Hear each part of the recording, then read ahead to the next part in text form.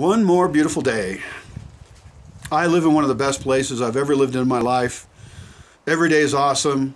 The weather's good. The people are nice. I grow lots of plants. I'm surrounded by trees and friendly dogs. I am indeed a lucky man. So let's chat about this strange project called the Bosque Village. The Bosque Village is a social experiment located in the middle of Mexico in a forest. And the goal here is to gather people from all over the world and develop a better human culture, a more sustainable one and a more fulfilling one.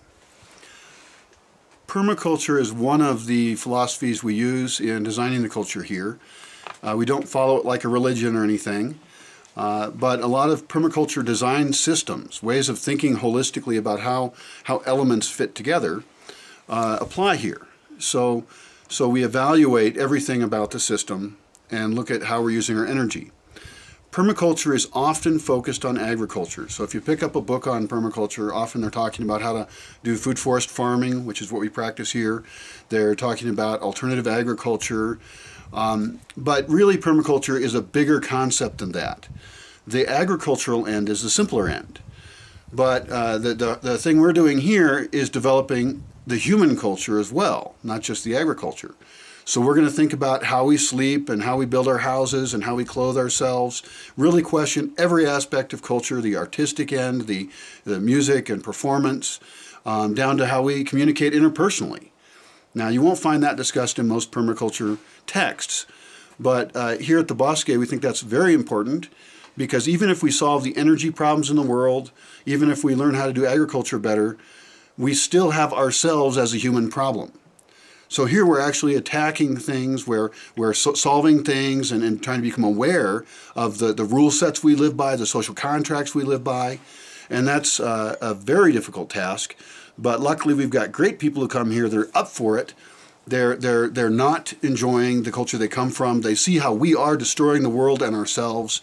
And so in this space, for a time, we can play differently, we can work differently, and we can think differently. There's been a lot more interest right now in becoming conscious about how we're living. So this is a great time to really get serious about real change.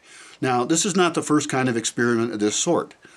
People have been trying to create alternative societies for as long as there have been societies. And people have done that with religious groups. People have done that as hippies in the 60s. People have had their own subcultures. The difference is that now, if we don't create a different culture, we are actually going to destroy the planet. We are in the process of doing that, and humanity will probably collapse. Now, I do have friends that disagree with me. They're very optimistic, and they think we can kind of science our way out of the problem. I disagree with that. We are in a massive growth cycle with diminishing easy resources. So we built up this great civilization. It's just fantastic. I love it, but we cannot sustain it. So there's increasing interest when people think about how their grandchildren are going to live or how their grandchildren are going to live in getting back in tune with nature, in understanding what we're doing for the long term. In addition, we have an opportunity that we've never had before. With the internet, with the ability to exchange information so easily, so cheaply, for the first time we're really saying hello to ourselves all around the world.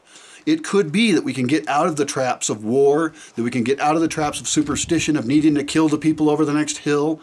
We can start to really have empathy for each other as people and solve some of these conflicts, not just with our partnerships, our intimate partnerships, not just within our families, but within our neighborhoods, within our cities, our countries, and the whole world. Now that may sound very optimistic, but really if you think about it, this is the first time we've ever had this opportunity to do this. In addition, we have the opportunity to use technology in much better ways than before. Our scientific knowledge is so much better that we can live very comfortably with a lot less resources. Now we still have a huge problem. And let's not trick ourselves. Let's not think that we can buy our way with a new gadget or something, or we can buy more stuff to save some energy. We need to radically conserve energy. We need to completely change our lifestyle as it is in the wealthy world to not be part of the problem. Now, there's a lot of people working to help poor people who have nothing. They don't even have electricity. They don't have basic sanitation. And I admire those efforts. I think they're great and they should continue. But the real problem is us. The real problem is the wealthy of the world, and I'm not talking about the 1%, although you might be part of the 1% worldwide. I'm talking about the massive numbers of people all over the world in cities everywhere who always need a new gadget, who are buying clothes before their old ones wear out, who are just constantly consuming. And when we talk about who to criticize in that, I think we need to look in the mirror. It's us we have power over. It's us we can change. Let's do it now, and that's what we're doing here in the Bosque. The solutions we're using here in the Bosque is, number one, stop doing things the way that we're doing them in the industrial world. So we want to break away from almost everything. When I first started here, I didn't even have any solar panels or internet connection, so I spent 2 years without any electricity. That was actually very helpful to break away from the addiction to cheap energy. So now what we are doing is developing a culture where we use solar panels, a very small system, and we use almost no electricity. We can still be comfortable. We can still charge our camera batteries. We can still use laptops and get online and share our knowledge. But we're using almost probably 2 to 3% of what a house in the city would use. And we can have 30 or 60 people here living quite comfortably, often in better communication with each other than if we all were walking around with tons of gadgets and video games and constant media. So the biggest solution we have here is to break away from the industrial lifestyle of consumption. After that, we've got a lot of other puzzles. So the other innovations we have here are how we do agriculture. If we were to irrigate, we could grow a lot more food very easily. If we were to bring in outside fertilizer, we could grow a lot more food. We're not going to do that. We're going to have less productive systems, but we're going to do it with the natural rain cycle. We are going to do it by using the fertilizer we can produce locally, and that includes human manure from the composting toilets and manure from the chickens and the rabbits. We're going to pick what we grow among the things that grow here naturally, or that like to grow here. We're not going to fight with plants to force them to grow for us.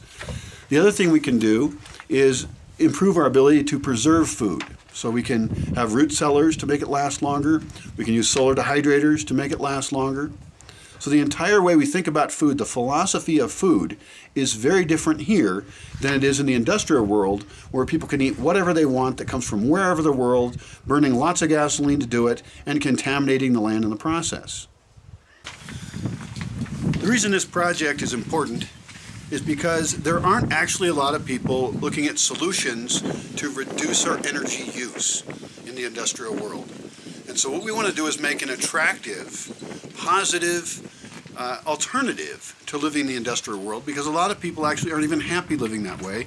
They're running around all the time changing batteries and paying bills, and they're enslaved to things that they don't need to be. This project is different than any other one I've ever heard of because we're not going for high-tech solutions. What we're looking to do is learn from the old ways of doing things, but then use modern technology and modern science to improve those and make them comfortable. Another difference with this project is that we're documenting it heavily. We're teaching people to come here how to document their own experience and their own work. Plus we have people here to help document people when they're doing experiments or performing. And then we want to send that out to the world for free. Personal responsibility is a big part of this project. As we look at all the problems we have in the world, it can be a bit overwhelming and confusing what we should do. Well, here we take personal responsibility for the effect we have.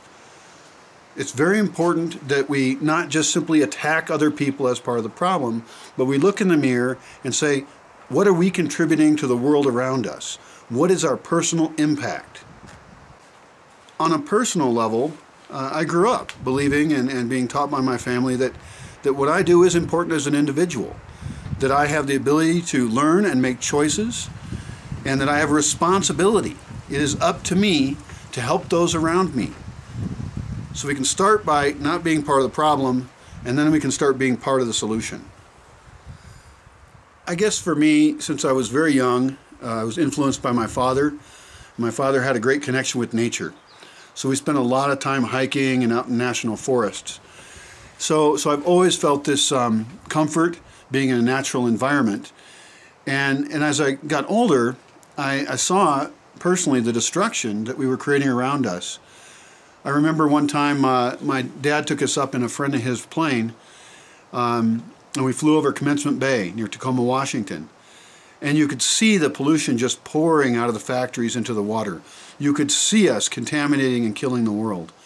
And that was a pretty impressive moment for me. It changed me quite a bit. And I realized that almost everything I was doing, as I learned over the years, almost everything I was doing was contributing to the problems that we see in the world. When I was 19, I went to the war in Nicaragua as a photojournalist, and I saw there how nobody was really working for the people. The people were trapped in systems that were much larger than them, and it was a sad thing.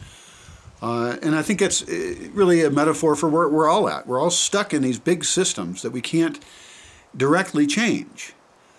So experience after experience, as I looked into new things, and I took personal adventures, sometimes at great risk and not always very comfortable, but I started to see what my impact was and ways that I could perhaps disengage from those systems.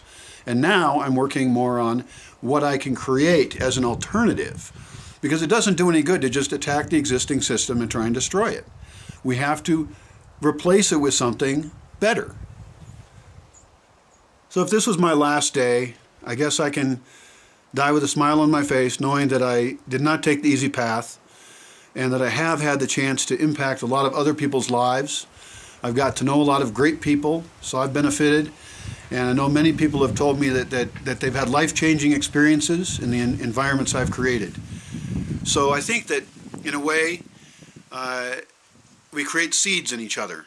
And we can create seeds in each other that make the world better or worse. And so I'm happy that I've had the opportunity and the privilege to help people on their own path, not to teach them what I believe or to do things the way I've done them, but hopefully empowering them to go out, be aware of their own lives and what they can do to improve themselves and other people around them. There's a lot of ways to participate in this project. The number one thing you can do, and it's easy, is like and share our content so that more people know about the project. That's very important. Of course, you can donate, and that's extremely helpful.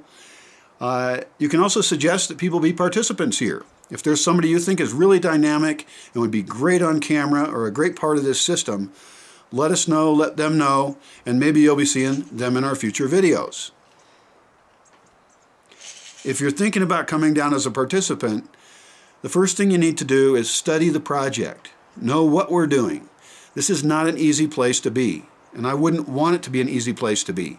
This place will stretch you. This place will challenge you. You'll be working physically. You'll be working intellectually. You'll be working emotionally.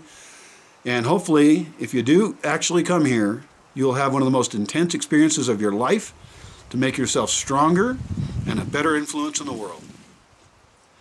Well, thanks for joining me for this chat. I hope it's inspiring for you. I hope that it gives you ideas. Even if we don't agree on everything, that is not important. As long as we're working on the world to do what we can, play our part in fixing the problems around us and looking for opportunities to make an excellent life. Good luck.